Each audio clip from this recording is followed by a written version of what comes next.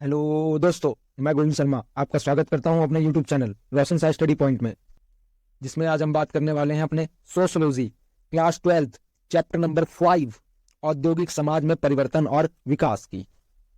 तो इससे पहले मैंने आपको बाकी सभी चैप्टर्स करा दिए हैं और इसके अलावा फर्स्ट बुक हमने बहुत ही सरल भाषा में एनिमेशन तरीके से कंप्लीट की है। जिसने भी उन वीडियोस को नहीं देखा है, चैनल पर ही उपलब्ध है, प्लेलिस्ट बनी हुई है, उन्हें देखिए और अपने एग्जाम्स के लिए नींव को बहुत ज्यादा मजबूत करिए। तो आइए शुरू करते हैं अपना चैप्टर नंबर 5 औद्योगिक समाज में परिवर्तन और विकास। तो सबसे पहले हम औद्योगिक समाज को समझते हैं। औद्योगिक समाज को जो हम आसान भाषा में समझा जा सकता है तो वो उसको हम औद्योगिकरण से समझ सकते हैं। तो औद्योगिक समाज को ही हम औद्योगिकरण भी कहते हैं। इसमें होता क्या है, औद्योगिकरण में बड़ी बड़ी मशीनों का बहुत ही ज्यादा प्रयोग होता है, बहुत ही महत्वपूर्ण स्थान होता है। बड़े बड़े जो उद्योग होते हैं वो सभी कहीं ना कहीं आधुनिक मशीनों से लैस होते हैं। इसके अलावा यहाँ पर जो श्रम विभाजन होता है वो कहीं ना कहीं मशीनों से ही किया जाता है। यहाँ तक कि एक छोटा सा पुर्जा भी अगर बनाना होता है तो वो भी एक एक श्रमिक उसके लिए काम करता है। तो जो हमारे मार्क्स रहे हैं, मैक्स वेबर रहे हैं, एमिल दुर्कहेम रहे हैं, ये जितने भी हमारे समाजशास्त्री थे, इसके अलावा जो विचारक थे, उन्होंने इन सभी सुविधाओं को शहरीकरण से जोड़ने का कार्य किया। जब औद्योगिकरण आया तो इससे कहीं ना कहीं समाज के अंदर समानता भी देखने को मिली। समानता कैसे देखने को मिली? तो वो इसलिए मिली कि जितनी भी चाहे हमारे पास में ट्रेन थी, बसें थी, साइबर कैफे थी, इन सब के अंदर जो पहले जातिगत भेदभाव देखने को मिलता था, अब वो धीरे धीरे क्या होता चला गया, औद्योगिकरण की आड़ में शहरीकरण हुआ और ये सब चीजें समाप्त होती चली गई। लेकिन औद्योगिकरण कहीं ना कहीं ऊंच नीच का अंतर भी लेकर आया। जो आमने सामने के जो संबंध थे उनमें नुकसान भी देखने को बहुत ज्यादा मिला। तो कई जगहों पर भी ऐसा भी देखा गया कि औद्योगिकरण के आने से सिर्फ लोगों को अपने पेट के लिए, पालने के लिए, रोजी रोटी कमाने के लिए काम करना पड़ता है, यानी कि सिर्फ उनको जीवित रहने के लिए काम करना पड़ रहा। फिर हमारा टॉपिक आता है भारत में औद्योगिकरण की। जो औद्योगिकरण था उसकी शुरुआत ब्रिटेन से हुई थी, लेकिन भारत में उसका क्या प्रभाव देखने को मिला। तो जो वर्तमान समय है हमारा, उसके अंदर औद्योगिक समाज और जितना भी हमारा आधुनिकीकरण चल रहा है वो आज हम उसको बिल्कुल भी मना नहीं कर सकते कि जितना भी हमारा विकास है, जितना भी सामाजिक परिवर्तन है, वो बहुत ज्यादा तेज गति से बढ़ता चला जा रहा है। आज कहीं ना कहीं जितने भी उद्योग थे उन सभी में बहुत ही ज्यादा आधुनिकीकरण देखा जा रहा है और इसकी वजह से कहीं ना कहीं शहरीकरण भी देखा जा रहा है।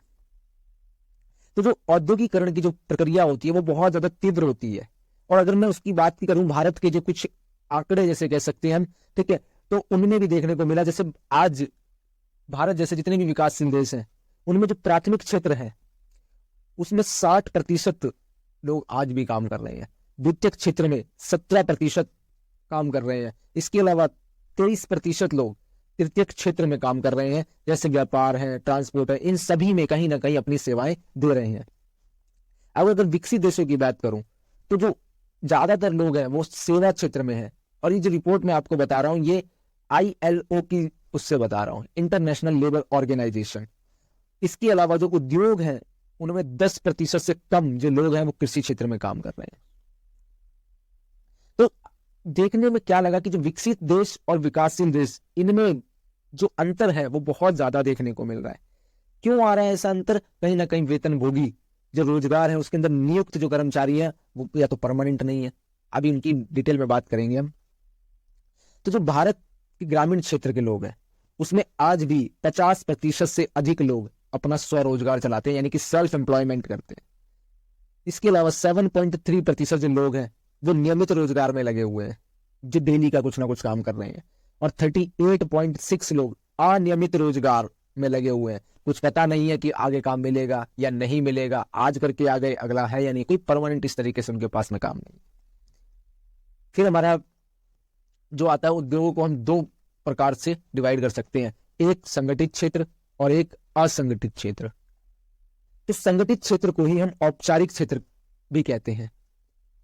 और जिसमें जो इकाइयां होती हैं वो होती है 10 या 10 से अधिक लोग, पूरी जितनी भी रोजगार के माध्यम होते हैं पूरे साल उसमें काम करते हैं, सिर्फ और सिर्फ 10 या 10 से अधिक लोग। अब इसमें कुछ फायदे भी हैं, यानी कि इसकी विशेषताएं भी हैं। क्यों?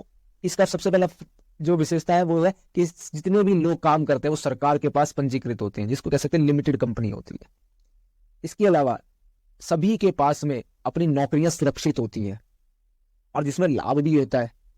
जितनी भी रिक्रूटमेंट पॉलिसीज होती है, भर्ती प्रक्रिया होती है, वो सारी की सारी पारदर्शी होती है, ट्रांसपेरेंट होती है। हो सकता है किसी किसी में कई जगहों पर अगर एग्जाम्स लिए जाते हैं, एंट्रेंस एग्जाम्स होते हैं, उन सब के माध्यम से कहीं ना कहीं भर्ती की जाती है। और अगर कोई दिक्कत आती है तो शिकायत कर सकते हैं, निवारण होता है, तो उसके लिए पूरा का पूरा स्ट्रक्चर होता है, एक तंत्र होता है, सिस्टम होता है। उस तरीके से ये काम करते हैं संगठित क्षेत्र के अंदर, जिसके अंदर पीएफ भी मिलता है, मेडिकल फैसिलिटीज मिलती है, हेल्थ फैसिलिटीज मिलती है, पेड लीव्स मिलती है, यानी कि इसमें से मान लो कि पूरे महीने में 4 संडे की छुट्टी मिल गई, ये सब क्या होते हैं, उसको पैसा मिलता है इसमें। ये होता है हमारा संगठित क्षेत्र। इसके विपरीत आता है हमारा असंगठित क्षेत्र, जिसको अनौपचारिक क्षेत्र भी कहा जाता है। इसमें जितना भी होता है, कोई ऐसी सरकार के पास में पंजीकृत नहीं होते हैं ये लोग। इसके अलावा कर्मचारियों को जितना भी उचित वेतन भी नहीं मिलता, ना पेंशन मिल रही है, और भी जो भी सरकार द्वारा जितनी भी योजनाएं चल जाती हैं उनका लाभ नहीं मिल पाता है। सबसे बड़ी बात, नौकरियां सुरक्षित ही नहीं है, जॉब सिक्योरिटी नहीं होती है। पता नहीं चलता है कि कल जा रहे हैं काम करने के लिए या नहीं जा रहे हैं। आज अगर बोलते हैं कि कल से आप मत आना। यहां पर कोई भी health facility, medical facility, EPF, ये कुछ भी नहीं दिया जाता है। फिर हमारा नेक्स्ट टॉपिक देखने को मिलता है भारत के प्रारंभिक वर्षों में औद्योगिकरण। तो जिस टाइम पर भारत आजाद हुआ उसके बाद, यानी कि 1948 के बाद, तो औद्योगिक नीति के जो बहुत सारे प्रस्ताव लेकर आई सरकार, उसके साथ ही कहीं ना कहीं औद्योगिकरण की शुरुआत कर दी गई। ऐसे ही हमारे पास में 1956 के औद्योगिक नीति प्रस्ताव आया, जिसके अंदर बहुत सारी भूमिका सौंपी गई। जैसे क्या हुआ इसके अंदर कि जो रुई थी, जूट था, रेलवे था, कोयला था, ये सब कहीं ना कहीं भारत के अंदर पहले प्रथम उद्योग यही थे। लेकिन जो आजाद हो गए जब भारत, तो उसके बाद में क्या हुआ, परिवहन को महत्व दिया गया, संचार को दिया गया, ऊर्जा को दिया गया, खान को दिया गया, इन सब जगहों को क्या दे दिया गया, महत्व दे दिया। यानी कि अब नए हमारे पास में उद्योग स्थापित हो गए। और जो भारत की अर्थव्यवस्था, उसको मिश्रित अर्थव्यवस्था कहा जाता है। यानी कि हमने जो मिश्रित अर्थव्यवस्था का मॉडल था उसको अपनाया, जिसके अंदर सार्वजनिक क्षेत्र और निजी क्षेत्र दोनों को हमने अपनाया। और जो पहले उद्योग थे, औद्योगिक शहर थे, जैसे मद्रास था, मुंबई था, कोलकाता था, ये सभी जो बंदरगाह थे, ये अब जो नए नए शहर आए उनमें परिवर्तित होते चले गए। या फिर कह सकते हैं कि जो पहले इन्हीं पर सिर्फ उद्योग होता था, अब लेकिन इनका स्थान दूसरी औद्योगिक राज्यों ने भी ले लिया। जैसे आजादी के बाद में और क्या हुआ, बड़ौदा फैला, कोयम्बटूर हुआ, बेंगलुरु हुआ, पुणे हुआ, फरीदाबाद हुआ, राजकोट हुआ, गुड़गांव हुआ, नोएडा हुआ, ये सभी कहीं ना कहीं औद्योगिक केंद्र के अंदर आते चले गए। फिर आता है हमारा उदारीकरण एवं भारतीय उद्योग में परिवर्तन। तो देखो, उदारीकरण यानी कि जो ये पॉलिसी आई थी 1990 के टाइम पर, एलपीजी मॉडल जिसके अंदर हमने अपनाया गया था, यानी कि लिक्विडाइजेशन, प्राइवेटाइजेशन और इसके अलावा ग्लोबलाइजेशन, यानी कि जिसमें बात जो करी गई थी कि निजीकरण कर दिया जाए, उदारीकरण कर दिया जाए। और जिसके साथ ही क्या हुआ था कि जितनी भी निजी कंपनियां थी उनको कहीं ना कहीं अब जो विदेशी फर्म थे उनसे बहुत ज्यादा क्या मिलने लग गई, प्रोत्साहन मिलने लग गया। अब वो भी विदेशी कंपनियों के साथ में व्यापार करने लग गए। जो भारत की अर्थव्यवस्था थी, जो पहले बंद अर्थव्यवस्था थी, उसको ओपन कर दिया, क्लोज कर दिया, जिससे बहुत सारे व्यापारिक मार्ग खुलकर आ गए। फिर आता है हमारा विनिवेश। तो विनिवेश क्या होता है, जितनी भी हमारे पास में सरकारी कंपनियां होती हैं और उसके जो शेयर्स होते हैं वो निजी क्षेत्र की जो कंपनियां होती हैं उनको जब बेच दिए जाते हैं, उसी को बोलते हैं विनिवेश करना। बहुत ही आसान भाषा में समझा रहा हूं कि जिसमें सरकारी जो शेयर्स होते हैं कंपनी के, उसको प्राइवेट कंपनी के हाथ में बेच दिया जाता है, उसी को विनिवेश कहा जाता है। इससे होता क्या है, इससे ये होने लगता है कि जो सरकारी कर्मचारी हैं या जिन कर्मचारी उनको नौकरी जाने का खतरा रहता है, क्योंकि अब ये कहीं ना कहीं प्राइवेट कंपनी को उसके कुछ शेयर्स बेच दिए जाते हैं। फिर हमारा अब नेक्स्ट टॉपिक आता है कि लोग को किस प्रकार से काम मिलता है। तो अलग अलग हमें तरीके मिलते हैं जैसे लोगों को काम मिलता है। तो जिसमें बात होती है तो जो लोगों को रोजगार मिलता है वो निजी संपर्कों से मिलता है। इसके अलावा स्वरोजगार से जैसे मिलता है, कई बार किसी की जो कंपनी होती है जो रोजगार प्रोवाइड कराती है उनसे मिल जाता है। इसके अलावा न्यूज़पेपर्स में एडवर्टीजमेंट देखने को मिलते हैं, विज्ञापन, ये सब, इन सभी से कहीं ना कहीं रोजगार मिलता है। लेकिन हर जगह पर रोजगार पाने का अपना तरीका होता है। जैसे फैक्ट्री के जो कामगार होते हैं उनको रोजगार देने का एक विशिष्ट तरीका होता है। वो क्या होता है, जितने भी कामगार ठेकेदार होते हैं उनसे रोजगार पाते हैं। ठेकेदार कैसे करता है, ठेकेदार गांव जाता है, वहां से जो भी काम जिनको चाहिए होता है उन मजदूरों को लेकर आते हैं। और कई बार तो ऐसा भी होता है कि उन्हें कुछ पैसा उधार भी दे दिया जाता है, जिसको वो यूं मान के चलते हैं कि अच्छा हमें काम करने से पहले दिहाड़ी मिल गई, यानी कि अग्रिम दिहाड़ी बोल दिया जाता है और वो मिल जाती है। और जब वो उधार जो लिया है वो जब तक नहीं चुकाएंगे जब तक वो क्या करते हैं, काम करते हैं। तो जो कार्यकारिणी यूनियन होती है वो सभी कहीं ना कहीं काम दिलाने में महत्वपूर्ण योगदान निभाती है। ऐसे ही बहुत सारी फैक्ट्रियां होती है जिसके अंदर बदली कामगार भी होते हैं। बदली कामगार जिसको कह सकते हैं कि एक मजदूर जाएगा, एक कामगार जाएगा, उसकी जगह पर दूसरा आ जाएगा। लेकिन इन सब के जितने भी पद होते हैं वो अस्थायी होते हैं, यानी कि ये असंगठित क्षेत्र के अंदर आते हैं। कोई इनके पास में जॉब सिक्योरिटी नहीं होती है। ऐसे ही फिर आता है हमारा ठेकेदारी व्यवस्था। ठेकेदारी व्यवस्था के अंदर क्या होता है कि जो कंपनी के मालिक होते हैं वो एक एक मजदूरों की भर्ती नहीं करते हैं, वो ठेकेदार को चुनते हैं। ठेकेदार का काम होता है, उसको ठेका दे दिया जाता है कि आपको ये काम कराना है। अब ठेकेदार का काम होता है कि वो जाता है जहां से मर्जी, चाहे गांव से लेकर आए, चाहे अपने जितने भी जानने वाले हों उनको काम दे, और वो उनको गांव जाकर या फिर कैसे भी करके काम लेकर आ जाता है और उनसे काम करवाया जाता है। जो नॉर्मल एग्जाम्पल होता है इसके लिए क्या होता है कि जितने भी जैसे ईंटों के भट्टे होते हैं जिसको तुरंत जरूरत होती है श्रम की, उनमें ये वाली व्यवस्था काम आती है, ठेकेदारी व्यवस्था। और बाकी इसका जो प्रोसेस है वो सेम उसी तरीके से क्या होता है कि कई बार गाँव गए, गाँव से लेबर को पूछा गया और फिर अग्रिम राशि दी गई, उसको चुका ना पाना, यानी कि जब तक चुकाएंगे जब तक उनको काम करना पड़ता है। तो इस तरीके से ये काम करते हैं। लेकिन इसमें ये भी नहीं होता कि लेबर जो होती है वो भी जो इनके साथ में अनुबंध है उसको तोड़ सकते हैं कि भाई काम हुआ उसके बाद में हम आपके साथ में काम नहीं करना चाहते, ये भी चल जाता है। अब आता है कि काम को किस तरीके से किया जाता है, यानी कि अभी तो देखा कि भर्ती कैसे की जाती है, अब काम कराने के भी तरीके होते हैं। अलग अलग डिपार्टमेंट है, अलग अलग कंपनीज हैं और अलग अलग उनका तरीका है काम कराने का। तो जो मैनेजर होते हैं वो काम को किस तरीके से कराते हैं, तो जो कामगारों से मैनेजर द्वारा जो अधिक काम कराया जाता है वो दो तरीके से करा जा सकता है। एक तो पहला जिसको कह सकते हैं कि काम के घंटों को बढ़ा दो। भाई अगर 8 घंटे है तो उसको 8 घंटे से काम ज्यादा कराए, जिसको हम नॉर्मल भाषा में ओवर टाइम कहते हैं कि आज ओवर टाइम लग गया। दूसरा, जितने निर्धारित घंटे हैं उसमें उत्पादन ज्यादा करवा दो कि पता चला अच्छा 8 घंटे हैं और सामान उनको ज्यादा दे दो, प्रोडक्ट ज्यादा दे दो, उसमें काम करवा दो। तो दो तरीके से काम को ज्यादा कराया जा सकता है। ये था मैनेजर कामगार। अब आता है उत्पादन बढ़ाने का एक और तरीका होता है जिसको हम बोलते हैं टेलरिज्म या फिर औद्योगिक इंजीनियरिंग। इसका जो नाम पड़ा है वो एक अमेरिकन थे जिनका नाम था फ्रेडरिक विंस्लो टेलर, इसीलिए उनको उनके नाम पर पड़ गया टेलरिज्म पद्धति। इसको वैज्ञानिक प्रबंधन भी बोला जाता है। इसमें होता क्या है, इसमें जो व्यवस्था कह सकते हो कि एक स्टॉप वॉच लगाई जाती है और काम को छोटे छोटे टुकड़ों में विभाजित करके और काम करा लिया जाता है। जैसे स्टॉप वॉच लगा दी, टाइमर लगा दिया कि इतने मिनट के अंदर या फिर इतने घंटे के अंदर इस काम को पूरा करना है। अब लोगों के भी दिमाग में रह रहा है कि इस चीज को पूरा करना है और उस तरीके से काम को छोटे छोटे टुकड़ों में डिवाइड करके करवा लिया जाता है। इससे हुआ क्या, इससे जो गतिशीलता है वो बढ़ गई और काम जो था वो भी ज्यादा बढ़ गया। जो कंपनी थी इसको भी कम खर्चा हुआ। ऐसे ही हमारे पास में जितने भी मशीनी उद्योग हैं उनमें भी इन्हीं प्रणालियों का यूज किया जाता है। जैसे मारुति उद्योग की अगर बात कर लें तो इसमें प्रत्येक मिनट में सोचो, प्रत्येक 1 मिनट में 2 कारें तैयार की जाती है। यानी कि जितने भी मजदूर होते हैं वो बहुत ही ज्यादा स्किल्ड होते हैं, काम लगातार करते रहना पड़ता है और सबके काम डिवाइड होते हैं। तो 1 मिनट में 2 कारों का निर्माण हो जाता है। तो इतना काम होता है कि 40 वर्ष की आयु तक पहुंचते पहुंचते जो आदमी है वो बिल्कुल ही थक जाता है। उसको इतना ज्यादा तनाव हो जाता है कि वो खुद भी कई बार क्या कर देता है, रिटायरमेंट ले लेता है 40 वर्ष के बाद। उसके पास में इतनी बचता ही नहीं है, उसकी सारी एनर्जी जो थी वो खत्म हो जाती है। ऐसे सॉफ्टवेयर आईटी जो क्षेत्र में लोग होते हैं वो शिक्षित लोग होते हैं और वो भी ओवर टाइम से लेकर ये सब काम करते हैं, क्योंकि जब काम का बर्डन बढ़ता है तो उस टाइम पर जो उनका जो काम करने का जो घंटे होते हैं वो 8 घंटे हैं, 9 घंटे हैं, वो भी बढ़कर चले जाते हैं 10 से 12 घंटे। और कई बार उनको नाइट शिफ्ट लगाने पड़ते हैं जिसको नाइट आउट भी बोल दिया जाता है। और ये सभी जो कार्य होता है ये सेम भाई टेलरिज्म लेबर प्रक्रिया के अनुरूप ही होता है।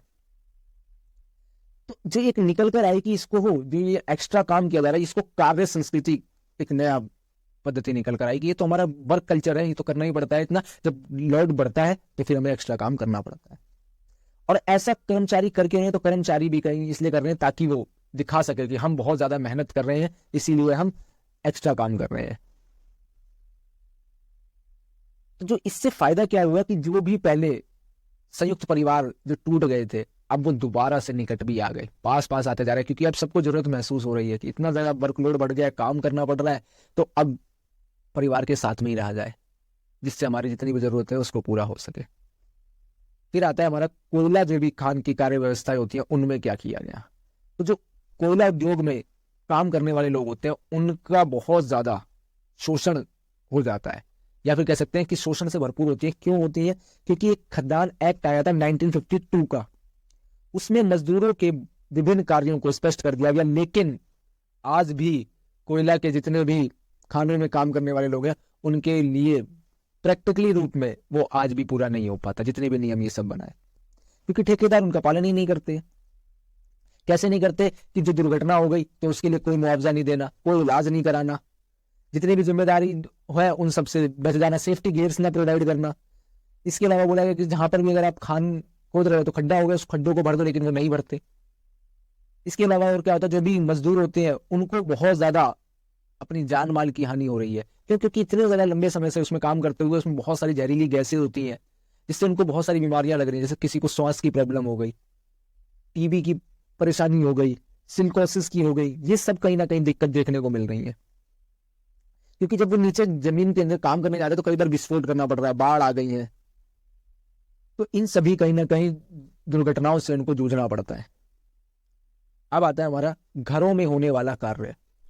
घरों में होने वाला कार्य जिसमें कह सकते हो कि कोई भी शारीरिक हानि नहीं होती, क्योंकि काम जो होता है वो बहुत ही आसान होता है। जैसे क्या हो गया कि जरी का काम करा दिया, या फिर लेस लगा दी, कालीन बना दिया, अगरबत्ती जैसे बनाने के काम हो गए, बीड़ी बनाने के काम हो गए, ये सभी काम घरों में होते हैं। लघु उद्योगों के अंदर जिसको रखा जाता है, छोटे छोटे से काम होते हैं और घरों के अंदर चल रहे होते हैं। अपने भी आसपास देखे होंगे, मोहल्ले में छोटे छोटे से कोई ना कोई काम चलते रहते हैं।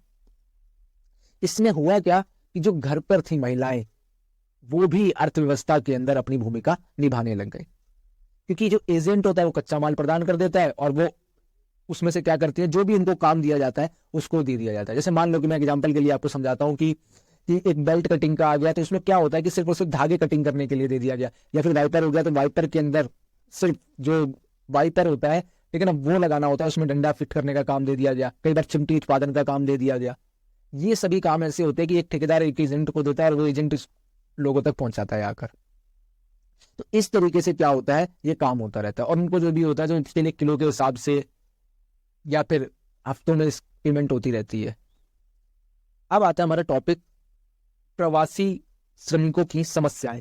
जो प्रवासी यानी कि जो काम करने के लिए दूसरी जगह में चले गए, उनके साथ में दिक्कत क्या आई।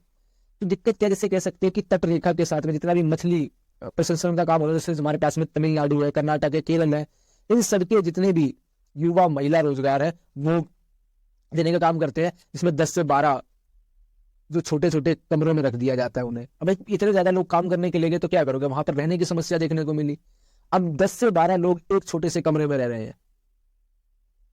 इसके अलावा कई जगहों पर तो ऐसा देखा गया कि कोई दूसरे भी अगर और लेबर बढ़ गई है तो उन्हीं कमरों के अंदर और भी संख्या बढ़ती चली गई। जो युवा महिलाएं होती हैं उनको विनम्र कार्यकर्ताओं के रूप में देखा जाता है, क्योंकि इसमें मेन की हायरिंग ज्यादा नहीं होती है, महिला जो कार्यकर्ता होती है वही ज्यादा देखने को मिलती है। और जो पुरुष समाज है वो भी अपने परिवार को छोड़कर शहरों में काम करने के लिए आ जाते हैं। परिवार अपना गांव में रह रहा है और इसके अलावा शहरों में आ गए, अकेले काम कर रहे हैं, वहां पर रेंट पे रूम ले रखा है, खाना बनाना, काम करने के लिए जाना, यानी कि सारे क्रियाकलाप खुद ही करने पड़ रहे हैं। तो जितने भी सामाजिक दायित्व होते हैं परिवार के प्रति, समाज के प्रति, वो सभी पीछे पीछे हटते चले जा रहे हैं। ये थी प्रवासी मजदूर की समस्याएं। अगर आपको समझ में आ रहा है तो लाइक करिए, शेयर कीजिए, मुझे भी मोटिवेशन मिलेगा। फिर हमारा नेक्स्ट टॉपिक आता है हड़तालें एवं मजदूर संघ। देखो, हड़ताल और मजदूर संघ दोनों का बहुत ही गहरा संबंध है। मजदूर संघ होगा तो हड़ताल होगी, हड़ताल हो भी इसलिए रही है ताकि मजदूर संघ बन सके। तो होता क्या है, जितने भी फैक्ट्री है और जो भी अन्य उद्योग है, उन सब के अंदर कामगारों की आवाज को उठाने के लिए वो लोग मजदूर संघ की मांग करते हैं कि उनके लिए जितने भी अधिकार हैं, जो नए नए सरकार पॉलिसीज लेकर आती है, उन सबको पूरा कराने के लिए वो संगठित हो सके, इसीलिए वो संघ की बात करते हैं। इसके अंदर भी क्षेत्रवाद, जातिवाद, ये सब देखा जाता है। तो इसको डिवाइड कर सकते हैं हम कुछ पार्ट्स में। जैसे सबसे पहले आता है हमारे पास में हड़ताल। तो हड़ताल क्या होता है कि जितने भी कर्मचारी अपनी मांगों को मनवाने के लिए करते हैं, और कभी कभी ऐसा भी होता है कि जो काम की बुरी दशाएं होती है, उस दशाओं को सुधारने के लिए भी हड़ताल की जाती है। फिर आता है हमारा मजदूर संघ। तो मजदूर संघ क्या होता है कि कोई भी मिल है, जितने भी कारखाने में जिन मजदूरों की रक्षा करने के लिए, सुरक्षा करने के लिए, उनके अधिकारों को बताने के लिए इन सब मजदूर संघ का गठन किया जाता है, और जितने भी मजदूर होते हैं वो सब इसका सदस्य बन जाते हैं, मजदूर संघ का। फिर आता है हमारा तालाबंदी। तालाबंदी जो होता है वो मिल के मालिकों द्वारा की जाती है। उसमें होता क्या है, जो मालिक होता है वो गेट पर ताला लगा देता है। अब इससे होता क्या है कि जो श्रमिक है, जो भी मजदूर है, उनको रोजगार ही नहीं मिल पाता क्योंकि ताला लगा दिया। अब इससे होता क्या है, वो लोग मजबूर हो जाते हैं कि दूसरी फैक्ट्री में, दूसरी जगह पर काम करने के लिए जाए। फिर हमारा लास्ट टॉपिक है बंबई टेक्सटाइल मिल की हड़ताल। देखो, बंबई जो टेक्सटाइल मिल की हड़ताल थी वो 1982 में हुई थी, 1983 में हुई। इसमें बंबई की जो हड़ताल हुई थी, मिल हड़ताल, उसमें उन्होंने जो हड़ताल करने वाले लोग थे, मजदूर थे, उन्होंने दो मांगे रखी। दो मांगे क्या थी? पहला, उन्होंने जो मांग रखी वो रखी कि एक बेहतर मजदूरी मिले, यानी कि जितना काम करा जा रहा है उसके हिसाब से उनको वेतन मिलना चाहिए, क्योंकि उससे पहले उनको कम वेतन मिल रहा था। तो वो चाहते थे कि जितना काम कर रहे हैं उसके हिसाब से उनको वेतन मिले। और सेकंड जो उन्होंने मांग करी थी वो करी थी मजदूर संघ की, कि उनको मानना था, उन्होंने जो हड़ताल कर रहे थे, कि मजदूर संघ स्टैब्लिश किया जाए इस कंपनी के अंदर भी। तो वो इसलिए ताकि जो मजदूर संघ आएगा तो उनके लिए जितने भी राइट्स होते हैं वो सभी अधिकार उनको मिल जाएंगे। तो इसीलिए वो क्या कर रहे थे, मजदूर संघ की डिमांड कर रहे थे, क्योंकि मजदूर संघ आएगा तो जो भी सरकार द्वारा उनके लिए नई नई पॉलिसीज आ रही हैं, जो भी न्यूनतम भत्ता है, न्यूनतम वेतन है, वो फिर उन चीजों को लागू करना पड़ेगा, जो और सुविधाएं हैं वो सब देने पड़ेंगी। तो ये था हमारा चैप्टर, बहुत ही सरल भाषा में सभी टॉपिक्स को कवर करा है, बहुत एक बार में, जिसको कह सकते हो वन शॉट, बेहतरीन तरीके से पूरा करा दिया है। अब आपका कर्तव्य बनता है, कोई भी डाउट है उसको कमेंट जरूर करें, किसी भी टॉपिक में दिक्कत है मुझे बताइए। वीडियो को ज़्यादा से ज़्यादा शेयर कीजिए, लाइक कीजिए, चैनल को सब्सक्राइब करिए। मिलते हैं अगले चैप्टर में। धन्यवाद।